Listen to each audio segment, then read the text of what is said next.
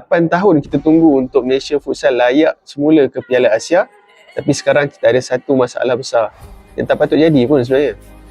Lepas 2 tahun 5 bulan Coach Hamid dengan pasukan Futsal Malaysia, kontrak dia pun habis.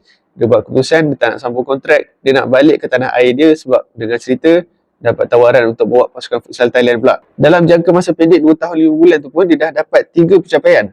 1. Malaysia Futsal Sukan C dapat nombor 3. Nombor 1 Indonesia, nombor 2 Thailand, nombor 3 Malaysia. Bawah kita ada Vietnam.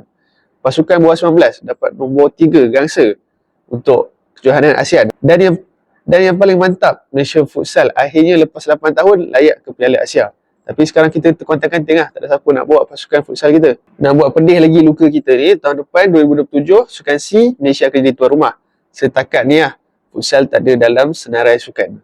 Pelik tak pelik? Padahal kita ada stadium KBS, stadium Panasonic orang panggil, yang memang jadi tempat untuk kejohanan-kejohanan futsal selama ni kat Malaysia. Tambah lagi satu masalah, jurulatih penjaga gol Malaysia Coach Hamid lah yang bawa daripada Thailand. Kalau dia dah balik ke Thailand, kemungkinan besar dia akan tarik juga jurulatih penjaga gol tu. Siapa yang nak bawa Malaysia sebenarnya? Apa yang patut FFF buat? Tak tahu lah. Kau tahu apa-apa pun ingat, pilih kasut, ikut lutut. Alright.